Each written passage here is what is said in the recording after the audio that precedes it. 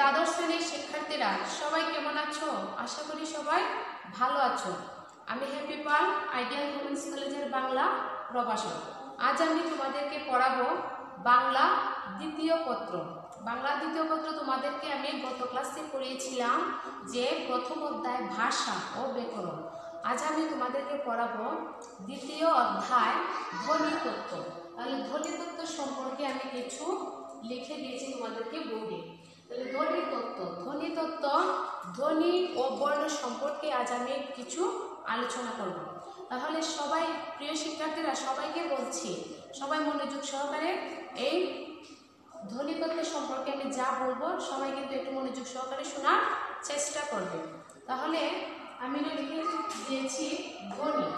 ধ্বনি কাকে বলে? ধ্বনি সংজ্ঞা, বর্ণের সংজ্ঞা, মাত্রার সংজ্ঞাগুলো লিখে দিয়েছি। তাহলে ধ্বনি কাকে বলে? বাকযন্ত্রের সাহায্যে উচ্চারিত অর্থবহ শব্দ বা আওয়াজকে ধ্বনি বলে। ধ্বনি সংজ্ঞা বললাম। ধ্বনি কয় প্রকার ও কি কি? ধ্বনি হচ্ছে দুই প্রকার। কি কি? স্বরধ্বনি ও ব্যঞ্জন ধ্বনি। তাহলে স্বরধ্বনি কাকে বলে? যে সকল ধ্বনি উচ্চারণের সময় ফুসফুস তাড়িত বাতাস বেরিয়ে যেতে মুখ বিবরের কোথাও কোনো প্রকার বাধা পায় না, তাকে স্বরধ্বনি বলে। স্বরধ্বনি কোনগুলা? ও, আ, হ্রস্ব ই, হ্রস্ব উ। এটা হচ্ছে স্বরধ্বনির উদাহরণ। এখন হচ্ছে ব্যঞ্জন ধ্বনি কাকে বলে? যে সকল ধ্বনি উচ্চারণের সময় ফুসফুসতাড়িত বাতাস বেরিয়ে যেতে মুখ বিবরের কোথাও না কোথাও কোনো প্রকার বাধা পায় কিংবা ঘর্ষণ লাগে, তাকে ব্যঞ্জন ধ্বনি বলে। ব্যঞ্জন ধ্বনি হচ্ছে ক, চ, ট, ত, প ইত্যাদি। তাহলে আমরা কি বললাম? ধ্বনি সম্পর্কে বললাম। ধ্বনির সংজ্ঞা, ধ্বনি কয় প্রকার কি কি, তার সংজ্ঞা এবং উদাহরণ। এখন বলবো যে বর্ণ। বর্ণ কাকে বলে? ধ্বনি নির্দেশক চিহ্নকে বর্ণ বলে। ধ্বনি নির্দেশক চিহ্নকে বর্ণ বলে। বর্ণ হচ্ছে দুই প্রকার। বর্ণ হচ্ছে আবার দুই প্রকার, স্বরবর্ণ এবং ব্যঞ্জন বর্ণ। তাহলে স্বরবর্ণ কাকে বলে? স্বরধ্বনি দ্যোতক লিখিত সাংকেতিক চিহ্নকে স্বরবর্ণ বলে। যেমন ও, আ, হ্রস্ব ই, হ্রস্ব উ, এগুলো হচ্ছে স্বরবর্ণ। এখন হচ্ছে ব্যঞ্জন বর্ণ কাকে বলে? ব্যঞ্জন ধ্বনি দ্যোতক লিখিত সাংকেতিক চিহ্নকে ব্যঞ্জন বর্ণ বলে। যেমন ক, চ, ট, ত, প ইত্যাদি। তাহলে বললাম আমি কি? ধ্বনি বললাম এবং বর্ণ বললাম, বর্ণের সংজ্ঞা বললাম এবং বর্ণ কয় প্রকার ও কি কি, তার সংজ্ঞা এবং উদাহরণ বললাম। এখন হচ্ছে যে বর্ণমালা, আমাদেরকে যে বর্ণমালা, বর্ণমালা সম্পর্কে এখন একটু আলোচনা করব।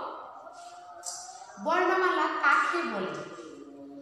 যে কোনো ভাষায় ব্যবহৃত লিখিত বর্ণ সমষ্টিকে, যে কোনো ভাষায় ব্যবহৃত লিখিত বর্ণ সমষ্টিকে বলা হয় বর্ণমালা।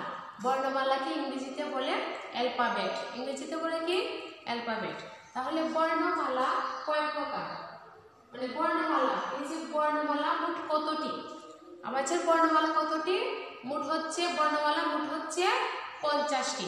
তার মধ্যে হচ্ছে স্বরবর্ণ হচ্ছে 11টি এবং ব্যঞ্জন বর্ণ হচ্ছে 39টি। তাহলে সবাই বুঝতে পেরেছো বর্ণমালার সংজ্ঞা এবং বর্ণমালা কতটি? তাহলে আমাদের বর্ণমালা কতটি হচ্ছে? 50টি। আর স্বরবর্ণ হচ্ছে 11টি এবং ব্যঞ্জন বর্ণ হচ্ছে 39টি। এখন হচ্ছে মাত্রা। মাত্রা কাকে বলে? আমরা যে মাত্রা, মাত্রা কাকে বলে? বাংলা বর্ণমালার, আমি লিখে দিয়েছি, বাংলা বর্ণমালার মাথায় যে দাগ বা কষি টানা হয় তাকে মাত্রা বলা হয়। মাত্রা কয় প্রকার ও কি কি? মানে মাত্রার উপর ভিত্তি করে বর্ণ আবার 3 প্রকার। মাত্রার উপর ভিত্তি করে বর্ণ 3 প্রকার, যেমন পূর্ণমাত্রা, অর্ধমাত্রা এবং মাত্রাহীন। আমাদের পূর্ণমাত্রার বর্ণ আবার কয়টি, অর্ধমাত্রার বর্ণ আবার কয়টি এবং মাত্রাহীন বর্ণ আবার কয়টি? তাহলে পূর্ণমাত্রার বর্ণ হচ্ছে 32টি, অর্ধমাত্রার বর্ণ হচ্ছে 8টি এবং মাত্রাহীন বর্ণ হচ্ছে 10টি। তাহলে কি সবাই বুঝতে পেরেছ যে বর্ণমালা হচ্ছে মোট 50টি, স্বরবর্ণ 11টি, ব্যঞ্জন বর্ণ 39টি। আবার মাত্রার উপর ভিত্তি করে বর্ণ হচ্ছে 3 প্রকার। এটা হচ্ছে পূর্ণমাত্রার বর্ণ হচ্ছে 32টি, অর্ধমাত্রার বর্ণ হচ্ছে 8টি আর মাত্রাহীন বর্ণ হচ্ছে 10টি। তাহলে সবাই কি বুঝতে পেরেছ যে এই যে ধ্বনি তত্ত্ব দ্বিতীয় অধ্যায়ের ধ্বনি ও বর্ণ, ধ্বনি বর্ণ সম্পর্কে আমি তোমাদেরকে একটু বললাম এবং বোর্ডে লিখে দিলাম। তাহলে সবাই একটু বুঝে নিও এবং ভালো করে পড়াশোনা করো। প্রিয় শিক্ষার্থীরা, সবাইকে বলছি, সবাই যদি বাসায় ভালো করে পড়ালেখা করো এবং মনোযোগ সহকারে ক্লাস করো, বাসায় পড়ালেখা করো, তাহলে কিন্তু তোমাদের রেজাল্ট ভালো হবে। তাই ভালো করে পড়াশোনা করবে এবং ভালো রেজাল্ট আশা করবে। তাহলে সবাই ভালো থেকো। আজ এই পর্যন্তই। আমি তোমাদেরকে আগামী ক্লাসে পড়াবো এই যে ধ্বনিতত্ত্ব অধ্যায় আমি পড়িয়েছি তোমাদেরকে, এই ধ্বনিতত্ত্ব অধ্যায়ের আরও অনেক কিছু আছে, সেটি সম্পর্কে আমি আগামী ক্লাসে তোমাদেরকে পড়াবো। তাহলে সবাই ভালো থেকো। আজ এই পর্যন্তই। সবাইকে বুঝতে পেরেছো? ধন্যবাদ। ওকে, সবাই ভালো থেকো।